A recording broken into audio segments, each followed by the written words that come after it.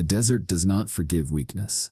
Under the blazing sun, where every grain of sand seems to carry the weight of heat and silence, soldiers lined up in perfect formation, their rifles gleamed, their boots sank slightly into the shifting ground, and their throats were dry as chalk. On this day, something unusual was about to happen, something that would be whispered about long after the drill ended. The commander's voice cut through the heavy air. "Step forward." A young soldier obeyed, his movements steady, though no one could ignore the ripple of tension that followed him. He looked like any other, sweat dripping down his temple, shoulders squared, jaw tight with discipline. But what happened next shattered every expectation. The commander pulled out a strip of black cloth. Without explanation, he tied it tightly over the soldier's eyes. A murmur spread through the unit. Blindfolding a soldier during a live drill? In the middle of a desert where even clear vision barely gave you an advantage. It was madness. For a moment, silence reigned. The soldier stood there, unable to see. The desert stretching endlessly before him. Every man watching thought the same thing. This is impossible. He'll fail before he even begins. Then the whistle blew. The blindfolded soldier moved. Not recklessly, not with hesitation, but with a confidence that seemed impossible for someone who couldn't see. His boots struck the sand with rhythm, as though he had memorized the heartbeat of the desert itself. He ducked, rolled, and advanced. Obstacles were scattered before him. Trenches, hidden tripwires, targets ready to spring out of nowhere. But he danced through them like a man guided by instinct stronger than sight. The soldiers watching froze, their mouths dry, eyes wide. At first they thought it was luck. A chance step in the right direction, a fortunate guess, but luck doesn't last. Minute by minute, the impossible continued. He identified the exact location of simulated enemies, firing clean, precise shots. He evaded traps by dropping flat just before they triggered, moving as though he could sense danger in the air itself. Sand rose around him in swirling clouds, but he never faltered.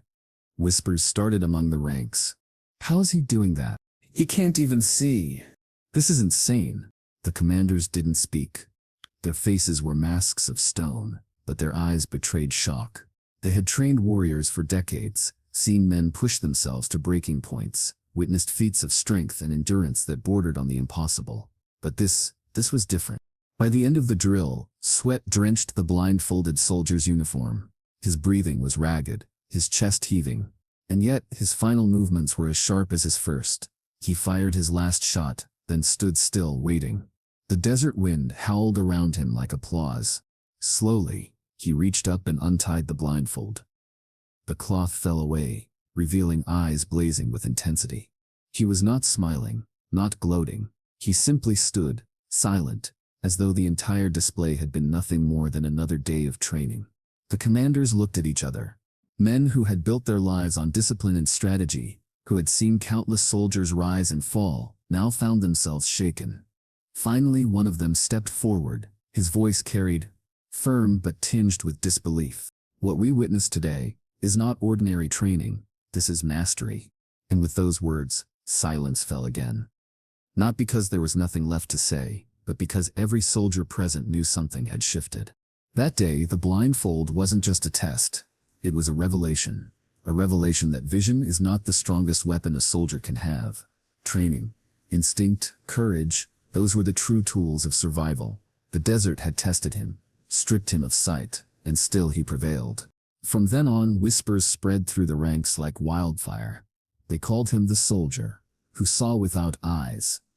Some claimed he had memorized the patterns of drills so perfectly that he could navigate them in his sleep. Others believed he had trained himself to listen to the wind, to feel the vibrations in the sand, to detect the world in ways beyond human senses. But those who were there that day knew better.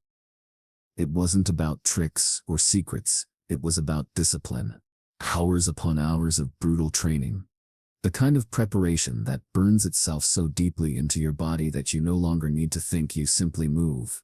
And perhaps most importantly, it was about courage, because when the blindfold was tied and the drill began, the soldier could have let fear control him. He could have hesitated, stumbled, broken under the pressure. Instead, he trusted his training, trusted himself, and dared to step into the unknown. That desert drill became legend, A story retold not to glorify one man, but to remind every soldier that true strength is not just about what you can see, it's about what you can endure when everything is taken away. And for the commanders, men not easily impressed, it was a rare moment of silence, a moment where even they had to admit they had witnessed something extraordinary. They didn't just see a soldier complete a drill, they saw the raw proof that greatness doesn't need eyes, it needs vision. Because sometimes, the most powerful sight is the one that comes from within.